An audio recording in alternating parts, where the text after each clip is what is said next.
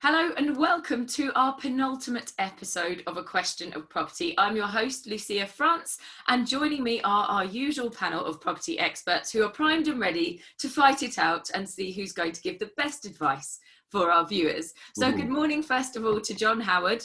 Good morning to you, sir. Good morning. That's fighting talk, isn't it? And I, as you know, I got told off by, I've had a few viewers have told me off for being too aggressive towards solicitors. Whether they're worse solicitors anyway, I don't know. But so I've obviously got to calm down a bit. Was it friends of Stefano, do you think? Well, I'd imagine. I wouldn't have thought he's got any friends, so I wouldn't have thought that's the case. Oh dear. Did you get a dead horse head in your bed one night? Because that's obviously an Italian job, isn't it? That? It's a mafia job. Well, it wouldn't be hard to guess who's done that. Right, okay, let's hold it there, guys. Long as it's not one of my horses outside, I'm okay. I'll be happy. Well, it was due to run at Newmarket at 1:30 today, mate. Hard luck. We don't condone any abuse to animals here on this show. We don't. We're animal lovers. John has 40 years experience in the industry. If you've been watching, you'll know this, and he's the author of 3 different books on the subject, including Buying and Selling at Auction, and he's working on a 4th. We're going to say good morning as well to Stefano Lucatello, Senior Partner at Cobalt Law International Property Lawyers, and our go-to for advice on buying and selling property abroad, as well as being a top-notch lawyer. Stefano is also very handy in the kitchen. Yes. So what's been the top recipe this week? Lobster bisque and lobster salad this week. Ooh, Fresh delivery from Cornwall. I've got a big container full of fish to cook over the next few weeks, so keep watching this space. Watch me on Facebook. You'll see all these beautiful recipes. Awesome. Very eco-friendly, that, isn't it? All the way from Cornwall to Hull. No, London. Well, even so. Okay. Come on. As long as we don't see any sort of fish-based desserts, that I'm fine with that. No, there's no fish panna cotta. Okay, good. God for that. And last but of course not least, welcome to Paul Mahoney, who is not only has 1 but 2 university degrees, and he's also a best-selling author, award-winning property speaker, and head of Nova Financial Group. So morning to you, Paul. How are you today? Thanks, Lucia. I'm very good, thank you. Are you going to keep the peace between these two, please? I'll do my best. Amazing what you can buy on eBay nowadays, isn't it? Titled. Well, it's got to be the most intelligent Australian ever. Whoa! Oh my goodness! Whoa. Right, we are going to leave that there. Come on, let's get on with it, Lucia. And let's get on with it. Just our first question to all of you. It's obviously our penultimate episode. We've been filming now for 10 weeks. Wow. Most of which has been in a fairly tight lockdown here in the UK. So what's the strangest thing any of you have had to do for yourself during lockdown? Let's go first. John, yes. Hoovering. I've been hoovering and also emptying the dishwasher every morning. Wow. And I'll tell you what, I'm not used to any of that. I'm normally very spoiled. Who does it usually then? The housekeeper had the opportunity to come back and she said no. I'm not surprised. Well, fair enough, I think. Stefano? I can't think. Probably trying to cut my own hair. What little's left of it. Very nice. I'm not saying a word. Paul? You can't talk. Well, I let my wife cut my hair, and that was a bit dodgy. Luckily, our cleaner is back now, so we're living in a clean house. We don't have a cleaner. We do it ourselves up north. Right. None of this lark. Well, everybody's hair looks great, I have to say. So, yeah. What's your strangest moment, Lucia? Waxing my own legs. Oh, darling, what a problem. I thought you said you got your husband to do that. Yeah, he did. He had to do the back because I couldn't reach. See? Anyway, let's move on. Too much information. Too much TMI there. Right, let's go talk about some property then, shall we? First question here is for Paul. So, when people quote, say, a 6% yield on a buy-to-let property, have they normally taken into account any repairs or service charge that may have to be paid? And that one's for you, Paul. Okay. Yeah. So returns with regards to property can be quoted in a number of different ways. And usually the most common is, and probably what this person is talking about, is the gross yield. Right. So when somebody says 6%, they're more than likely talking about the rent as a percentage of the property price. And that's the gross yield without taking away any costs. But there's other ways of looking at returns, and probably much better ways of looking at returns. You can look at the net yield on the property, meaning that you've taken all the costs out of the rent. But one step further, which I think is an even more important figure, is the net yield on the funds applied, or your ROI, your return on investment. So, for example, £50,000 into a £200,000 property with a 75% mortgage, the net yield after all costs as a percentage of the cash you've invested being the 50 grand. Now, I think that's the most important figure when talking about yield, because the asset returns aren't really all that relevant to you as the property investor, because it's the cash or the equity that you've got invested in that property that's most important. Because you could do with that whatever you like. You could invest it in stocks and shares. You could keep it in the bank, shove it under your bed. You've decided to invest it in this property, and therefore the most important figure is the return you're getting on that cash. So I'd encourage people to do that. And the way you work that out is you just take your yearly rent minus all of your costs, so things like your monthly mortgage cost, management, service charges, ground rent, maintenance, everything in the property. Always do that quite conservatively, because it's usually a bit of a forecast as opposed to actual figures. So conservative rent, build a bit of a buffer into the costs, and then take that, then divide that by the cash invested. And that will give you your net yield on cash applied. Sorry, Paul, just to clarify, you said divide that by the cash invested there. Yeah, so divide the yearly rent by the cash invested, and that will give you your net yield on funds applied. And in the current market, a good net yield on funds applied, it does depend on locations, but usually what we're aiming for is somewhere between 5 to 10%. Okay. So that will be post expenses, pre-tax yield. So where would you get 10% now, Paul? Which city? So Liverpool, Leeds, where the property prices are a little bit cheaper than the likes of Birmingham, Manchester, and the yields are a bit higher. It does depend on the type of the property price, the location, all that sort of thing. You can get much higher than that, but generally when you're going for much higher yields, you're also buying cheaper properties in cheaper areas.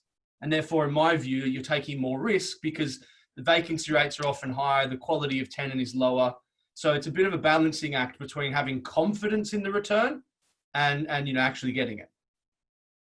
Okay, that's great. I think the other thing I would say, I think you're right there, Paul. I think the other thing, when you're looking at cheaper properties with higher yields, you're really sacrificing, capital growth probably and quality for yield.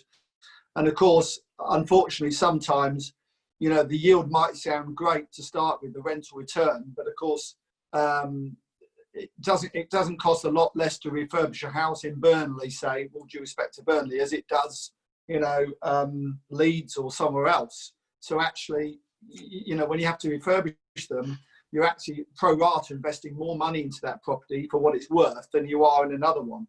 And also you're getting less capital gain over the long period of time as well, probably. Yeah, we get a lot of people that come to us with properties in the northeast of England. Yeah. That will me too. 10% to 15% gross yields on the asset value, which is really high. When you work that on your cash, it's a significant return. But whether you're actually going to get that or not is the question, because the vacancy rates are higher, the quality of you've got to look at Hartlepool is a great example. Hartlepool has got the highest unemployment level in the UK and the biggest drug problem, one of the biggest drug problems at the moment. So, in Northeast, some of the areas in Northeast are lovely, by the way, I'm not saying they're not, but that would be an example of people who said to me, look, I bought in Hartlepool and now I can't get my money back. Well, do your research. We always say this on this show, on every show. Yeah. Do your research. It's so important. And take some advice from people that know. And get the right advice, like for you sure. yourself, Stefano, and Paul always say. John, sorry, I've just realised you've got a tie on. Yes, I have got a tie on today. Why is this? What's going on? I just thought I would outsmart the others, to be honest with you, in more ways than one, probably. But there we go. You've got a long way to go, mate, then. Keep trying. Well, I haven't got a degree, I accept that, or even 2. I do accept that. But I have got NVQ3 in racehorse management, my only qualification. That would be very useful. Absolutely. It is if you've got a racehorse. Let's move on. Stefano, it's your first question for today. We have a question from a solicitor in the UK who says, as a matter of interest, is there an equivalent to the land registry in any European countries? So, yes. Next question. He doesn't specify which. Is that because you don't know the answer? Yeah, abroad, land registries are called cadastral registers, and the cadaster is the word which derives from Latin, which means register, and which was used by the Roman centurions to count their stocks of food, their soldiers, and all the rest of the stuff that they were carting about. So that's where it comes from, the cadaster. And the cadaster is our form of land registry in Italy, Spain, Portugal. It's electronic, so you can do searches online on it.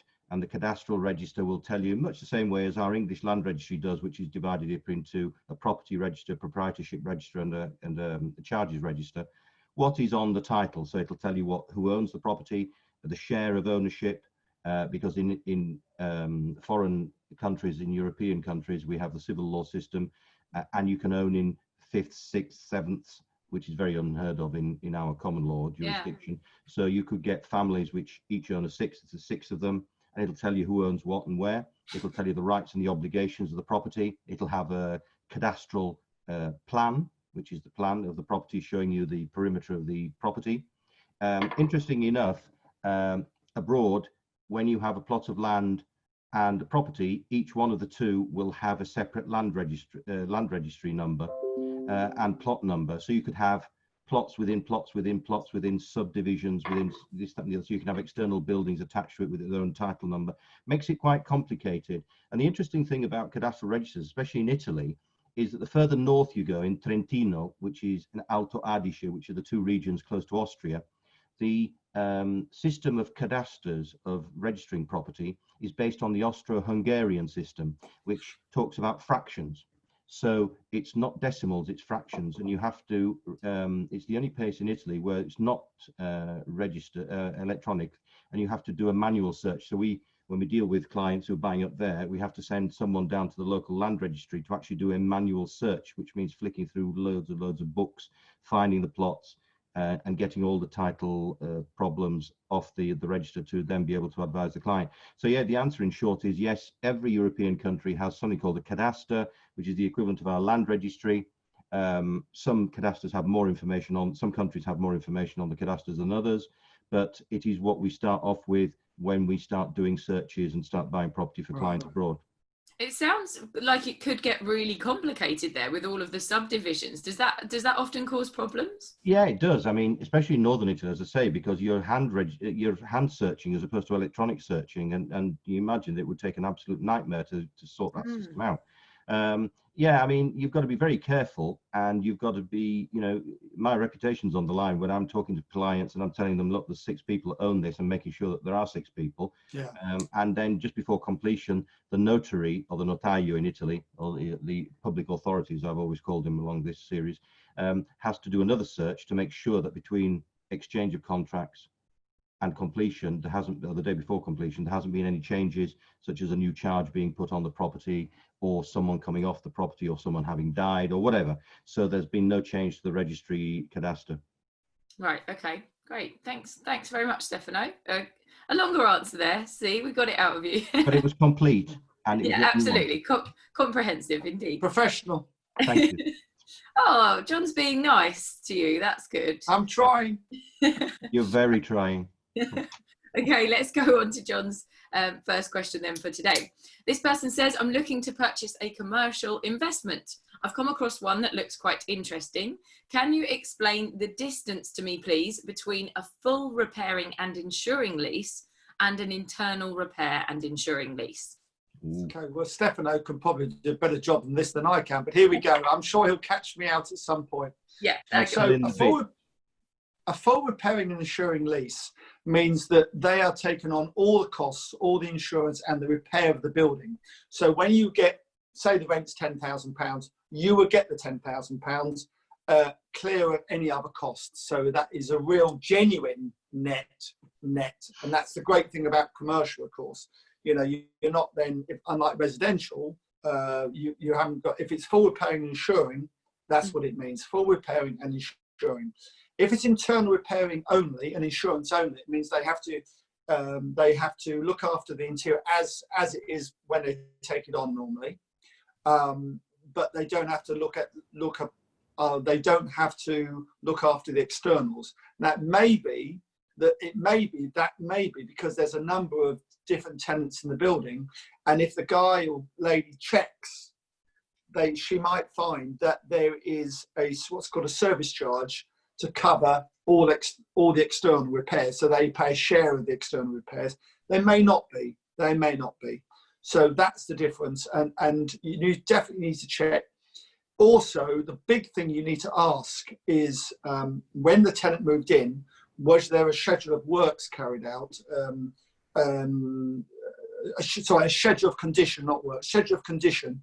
That can be done by photographs, which is the cheap way of doing it, so that when they leave the premises, they have to leave it in the same condition. So if it's not in the same condition, then there's dilapidations, which means they have to put it back into the condition it was when they took the building on in the first place. Stefano, how have I done? Yeah, how many out of 10? Reasonably well. 7 out of 10. Thank 7 out of 10. Thank you. The main Would you like point, to add anything? I was going to. The main point on a full you might. repairing and insuring lease is that if you were to take it on without doing anything at the point of signing the lease, you would take on all the historic problems. So you could inherit a problem as a tenant. Good point. With any previous history, and it would be yours, incumbent on you to deal with it. As John says, when we deal with commercial leases, we always have a schedule of dilapidations attached to it with photography, if possible, which then shows the state of repair that it was in at the time. We always, as lawyers, try to water down a full repairing and insuring lease and the condition. Of course you do. Yeah, of course you do. Of course you do. It's incumbent on a solicitor to try and water it down, especially when the landlord's want to get away with something that perhaps he can pass on, like a roof or foundations, structural or whatever, which is going to cost him a lot of money and may not be covered by insurance. So he's going to try and put it onto a tenant. So the first thing we would do is we would look at the historical condition of the property. We'd have a survey done, and the survey would then possibly be attached to the property lease, and it would be watered down in some way, shape, or form. I always tell clients, be careful what you wish for, because you want the property, but if you take it on an FRI, you've got a real problem. Yeah, great. Well, thank you very much, Stefano, for that. And you wonder why I feel the way I do about lawyers. Thank you. Taking the bread from my mouth. With the properties that you've invested in, John, then have you gone for a full repairing? And yeah. Oh, we lost you. Who's gone? Oh, John. Oh, we'll come back to John then. I think we just lost connection there. Okay, let's go back to Paul then for your second question for today. So Derek asks, I've heard John Howard recommending paying off your buy-to-let mortgage on a repayment basis as quickly as possible to save thousands of pounds in interest. Is that something that you would advise as well? Well, we've obviously silenced John for a reason. It wasn't an accident. John's on pause. Not intentional. But I suppose that leads into my answer is that no, I don't agree with that necessarily. The reason I don't agree with that, and we get asked a lot of questions about, for buy-to-let, should I go for interest only or repayment mortgage? And my answer as a mortgage advisor and financial advisor is always interest only, because it's less risk. The reason it's less risk is you are committing to a lower level of payment, and keeping in mind this is an investment where you could potentially have cash flow issues down the line. And if you do have cash flow issues, you want to have the minimum level of commitment, outgoing commitments as possible to get you through that. Now, with most interest only mortgages, you can still repay up to 10% of the principal per annum anyway, but it's your choice. So for example, even if it is interest only, you could get that paid off within 10 years if you wanted to pay extra. But if it's principal and interest, you don't have a choice. You have to pay the principal. You have to make the repayments as well. Right. And this is especially so the case when you still have personal debt. Personal debt being a home loan, credit cards, car loans, the debts that improve our lifestyle but hurt our finances. you want to get rid of them as soon as you can. So definitely personal debts, you want those on repayment. Yeah. Definitely want to be paying them down. But investment debt is different, and certainly shouldn't be paid down until you've got rid of your personal debt. The reason it's different is investment debt helps your finances. You know, it makes your money go further. It extends your buying power, especially whilst it's so cheap. You know, when we can borrow at 2 or 3% that's tax deductible, it makes sense to have it. Really, you know, regardless of your situation, I'm a big believer that unless you're extremely wealthy and you just don't want the hassle, and you've got enough resources to kind of give you what you want from your investments, it's almost madness not to have some mortgages against your properties, because it does it accelerates the returns. And a lot of people associate debt with risk more so than they do opportunity. Yeah. And I look at it the other way around, because the only risk of debt is the cost of the debt. And when it's so cheap, that risk is quite low. Because if we can be achieving strong double-digit returns from investing in property, and the cost of the debt is low single digits, then the risk is quite low. Yeah. So in terms of paying things off in terms of these loans as quickly as possible, that's not actually something that you would advise? Not necessarily. And even carrying mortgages, buy-to-let mortgages, right through retirement can make sense, because you're not limited in getting buy-to-let mortgages by being retired. That you are limited getting personal debt. So for example, getting a residential mortgage on your home, it becomes more difficult to get a mortgage when you get toward the age of 65. And the reason for that is your personal income is the serviceability for that mortgage. And therefore most lenders will only lend to you 4 to 5 times your income, and they'll start to get worried as you get older, because they'll think, well, you're going to stop working at some point. How are you going to service this mortgage? Paul, can you get a buy-to-let mortgage on an interest only? Most of them are interest only. It's standard practice. Yeah. Standard practice. I mean, I've never done an investment, but my only mortgage was an interest only with Halifax, which I took out in 1987 when we bought our house. Yeah. And it backed by 3 life endowment policies with Scottish Amicable and one of the others. And I know that getting towards the end of it, I was starting to get notifications from the insurance companies saying your endowment is not going to cover the repayment. Your endowment will only, and they have to quote, don't they, at certain percentages or interest rates as to what it's going to perform at and do. And in fact, endowments are are a very old product. They don't really do them anymore. So they don't exist anymore, right? Okay. Yeah. So that was my fear would be, yes, okay, fine. You take an interest-only mortgage, but can you repay it when it comes to the moment that you have to repay it at the end of 25, 15 years, whatever? Well, that's the thing with buy-to-let. The serviceability is the rent from the property. Yeah. And the security is the property. Yeah. So some buy-to-let lenders will lend to you up to the age of 100. Yeah. And most of us don't live that long. Wow. You know, so it's not really, the reason for that is it's much more about the property than it is about your personal situation. So a lot of people get concerned about debt.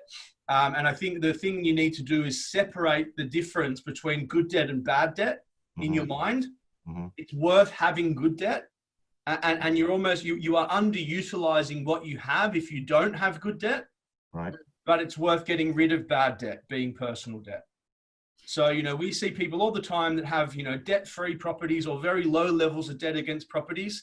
And we go through an educational process with them to show them how they could be achieving so much more by, for example, taking some equity out of those properties and buying more properties, which multiplies their exposure to the market and therefore multiplies their returns. Right. So Paul, just talking about not bad debt, but kind of things that you referred to before, such as like your car, you know, people that buy cars on a lease, and you know, would you say that's a bad debt kind of thing to have? Well, a lease is a bit different, because so long as you can afford to service it and you can just hand the car back at the end, that's not necessarily a bad debt, because as I say, so long as you're servicing it, it's not going to cause you an issue. But for example, your home loan is a bad debt. Most people have a home loan, but it's personal debt. It doesn't help your finances. It hurts your finances. It gives you a place to live. And, you know, I suppose that's the difference, is my home loan, where I'm talking to you from now, is a repayment mortgage. and you want to try to get rid of that as soon as you can. Yeah. Whereas with buy-to-let mortgages, or any investment debt for that matter, that should be carried until you've got no personal debt. Right. Okay. That makes sense. Yeah. Thank you for that, Paul, and Stefano as well. He's back. Don't give him the opportunity to reply. Move on to the next question. Okay. I'm very sorry. Sorry, John, we lost you there. Are you okay? My internet kept falling out, so I do apologise. That's the only drawback to Suffolk. It's beautiful. We've just been saying how wrong you are. Glitch. It was all it cut off at a kind of opportune moment there for the other guys. Right, Stefano, let's move on to your next question. This person says, I've been put off by some of the advice you've given regarding buying property in Europe. It doesn't sound that renting out a property there is easy or safe as doing so in the UK, and that would be my primary objective, return on investment. Have I misunderstood you?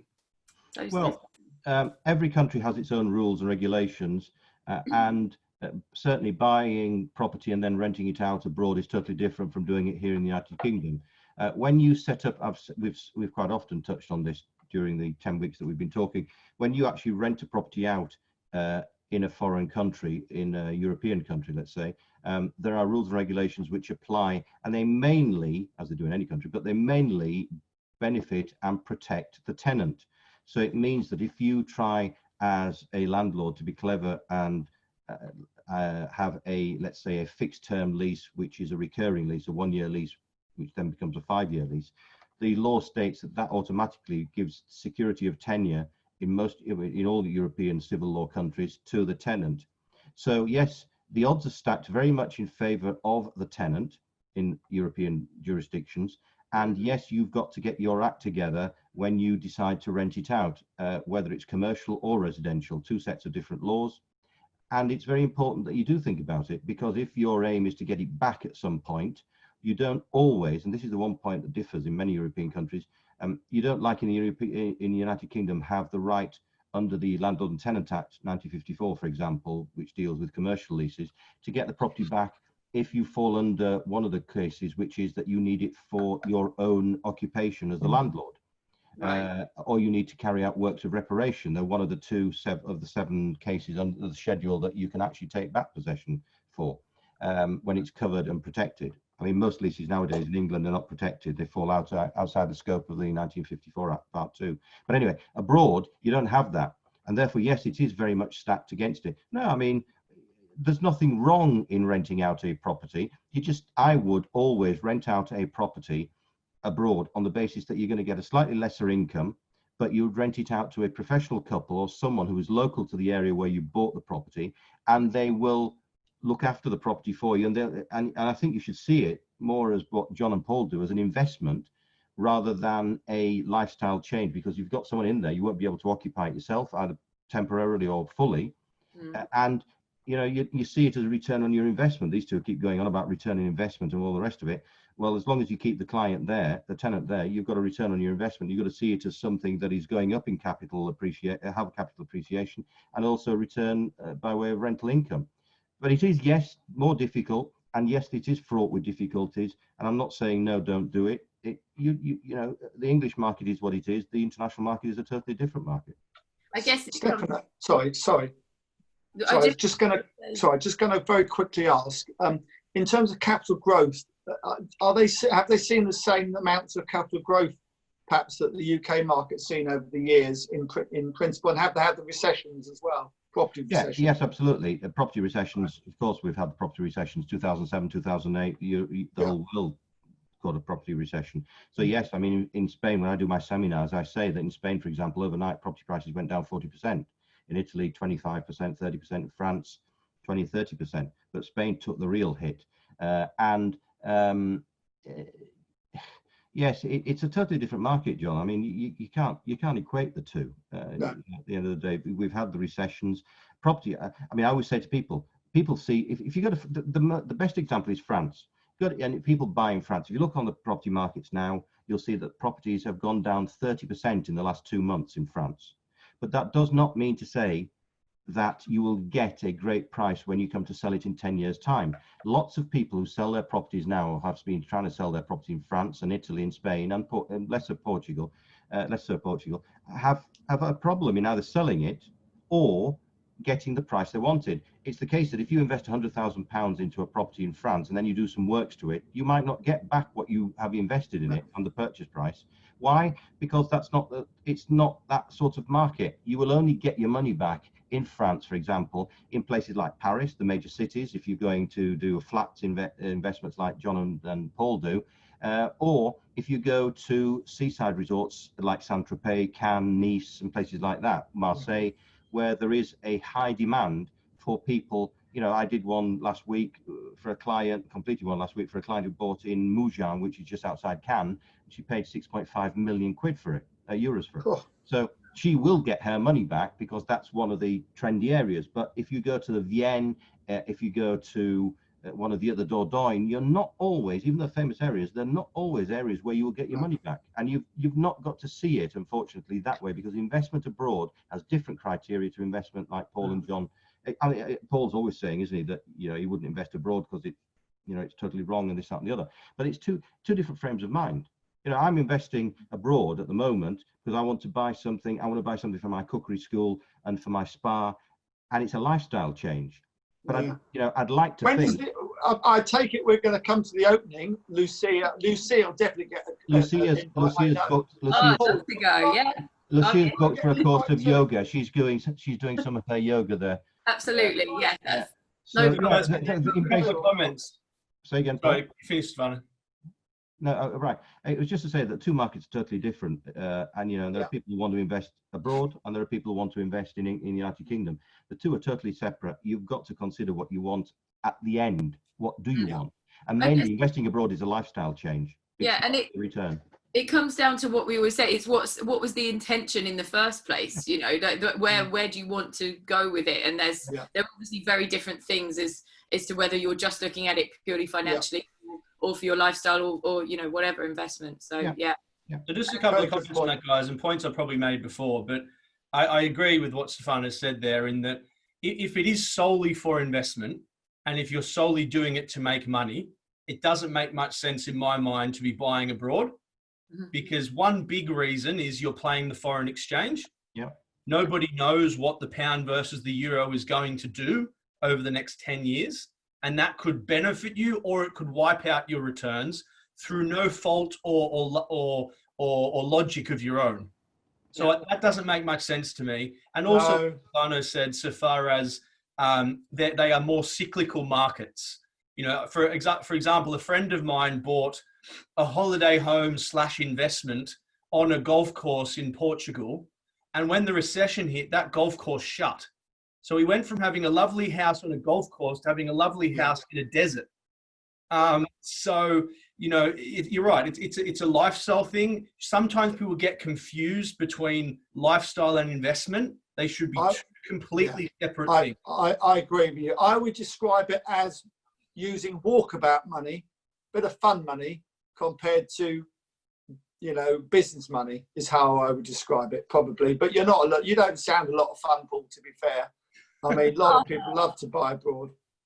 The UK's got we're the biggest buyers abroad, aren't we? In Europe, I think. Well, that's probably why it's so cyclical, because you have wealthy British people who will splash all their money on these £1 million properties in Marbella. But when the recession hits, they need those millions of pounds back. Yeah, that's true. Yeah, no, I understand that. I mean, last year, 990,000 registrations took place in Spain.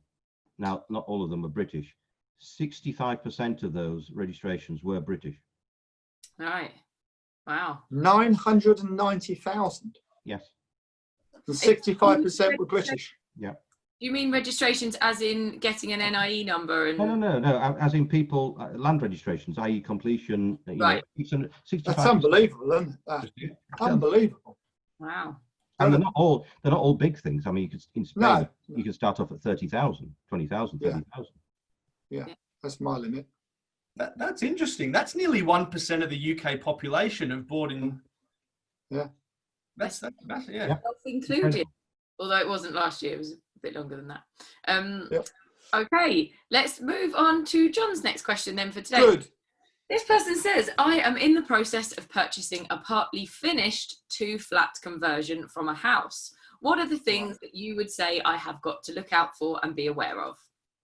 Goodness me. I mean, with opportunity, quite often comes risk.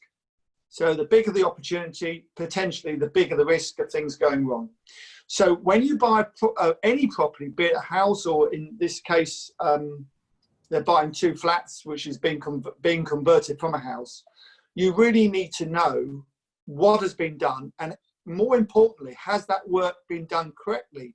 Because if it hasn't been done correctly, it needs to be started all over again. So any benefit you might think you've got by, some of the work being done may have to be destroyed. And I'm very suspicious of, and I, buy lots of properties that are part finished. And I'm always incredibly suspicious as why is it part finished? Because normally it's because the people have either run out of money, which tends to suggest that they weren't very organised in the first place, and may suggest they've taken shortcuts on the work. So the very first thing I do is ring up the building inspector at the council and say, right, what do you know about this building? Check the planning, check it's got planning. That's the first thing, because it may not even have planning. Check the planning, check that they applied for building regulation approval, and check that the building inspector's been out to check the work that's been done. And you can always get them to come out. The building inspector will come out and advise you as to what's been done, what hasn't been done. So that's the very first thing to do. Very, very important. It should ring alarm bells that it's part finished, is what I'm really saying. Right. Okay. And would you is there any other things they've said? What else have I got to look out for? Is there any other? That's it. One point that comes to mind for me is the warranties from the previous builder. Right. Yeah. Okay. Well, I'm assuming, to be fair, Paul, that if there's these days, if you're converting 2 flats to sell them, you need a 10-year warranty on them, and of course, the chances are that they haven't applied for a warranty, and if they have, like Paul said, it may not be accepted. But all that sort of stuff is your solicitor will be asking the other side solicitor all those facts. Now, if there isn't a warranty in place, you can get one put in retrospectively. So it costs a little bit more, but if you're halfway through the project or whatever, you should be fine. There are companies that do that now. Yeah. Okay, that's great. Thank you very much. Well, that brings our questions here for this episode to a close. If you do have any questions for us, please just write them in the comments below, or you can send an email to ask at aquestionofproperty.co.uk, and we look forward to seeing you next time. Thank you so much to Paul, Stefano and John, and we'll see you again. Pleasure. Bye-bye.